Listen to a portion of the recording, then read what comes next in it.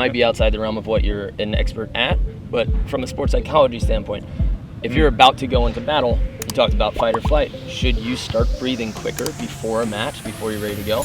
Or should you calm yourself and do the same exhale, relaxation breaths? So that's a real good question, because when we are, like you said, going to battle, you need to have some of that adrenaline pumping. However, I think that we need to know how to control that based on what the environment throws at us. When we get into that sympathetic or that fight and flight state, we're more reactive than responsive. As athletes, sometimes we rely on our reactions. And again, when we're in the heat of a match or we're in the heat of a game, it's good to be able to have that programmed reaction, but then it's good to get back down and get us back in that state so we can thoughtfully respond and communicate with our partner and not be going rogue on our own. I call the fight or flight system our sex or savage system. You know, that's where we're just going and we respond based on what our savage inner being would do, rather than that really thoughtful, responsive state. It needs to be a balance, and you get to learn how to thoughtfully respond to a lot of those stimuli that the environment throws your way, especially in the heat of battle.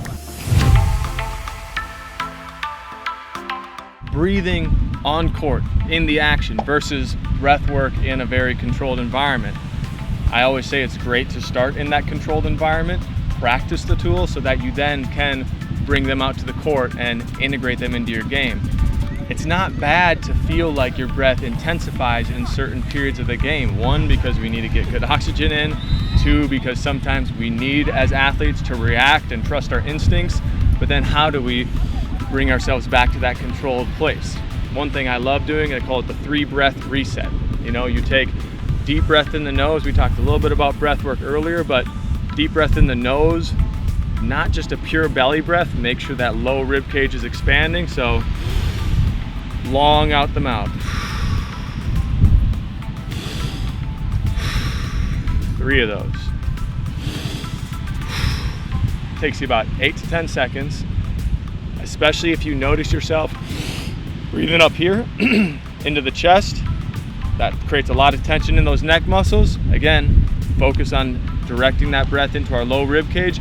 That's gonna, sometimes I tell people you feel what you call a parasympathetic rush, that rest and digest rush. That's where you get back into that flow state. That's where you take back control, especially if you just played a hard point. Now you gotta serve again.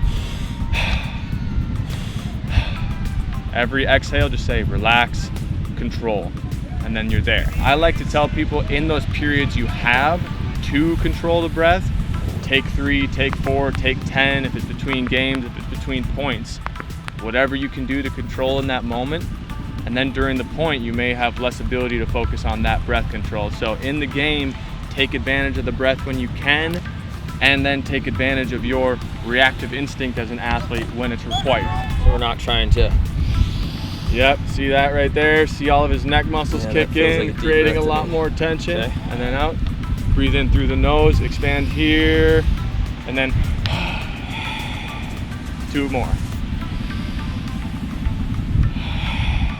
One more. Such a different feeling. And what do you feel in your body when you do 3 of those? That these are starting to, my muscles here are starting to just activate more. Yep, you engage here, you put your core in a safe place. The more we use our diaphragm, which is this big breathing muscle right underneath our rib cage, the more we activate our nerves that tell our heart, tell our lungs, okay, it's good to just chill and relax and focus and bring ourselves back to this safe state, and then focus on what we need to do. We're not as much in that fight or flight reactive place.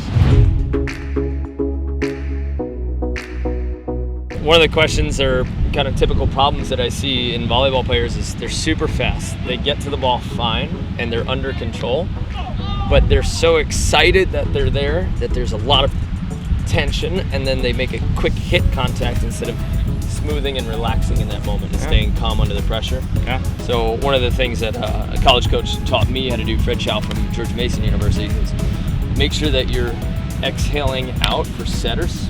Exhale out just before that set comes. Try to get neutrality in your muscles, because if you inhale or you have your lungs filled at a different capacity each time, you have a different tension in your muscles each time. And I believe that that's how they train snipers as well. Exhale on the shot. Exhale so that you can be really accurate in the end. And so when I make quick moves to a ball. What I want to do is I want to get there, and then just before I get there, go and sort of calm myself in that moment. I do know that it's worked with a lot of the players that I've trained. When you're breathing out and exhaling, that's literally how our brain calms down the heart, calms down the lungs. Like you said, we get there and we're all jittery because we were breathing heavily to run over to the ball. When you exhale, we're in that parasympathetic state. We can actually lower heart rate, blood pressure, whether it's, you're going to hit, you're going to pitch a ball on the field, you're going to kick a field goal, whatever your position is, and then go for the hit, right? So if you do have that split second while you're still waiting for the ball to come to you, focus on a nice long exhale, and then it's a lot easier to slow down that space and time perception.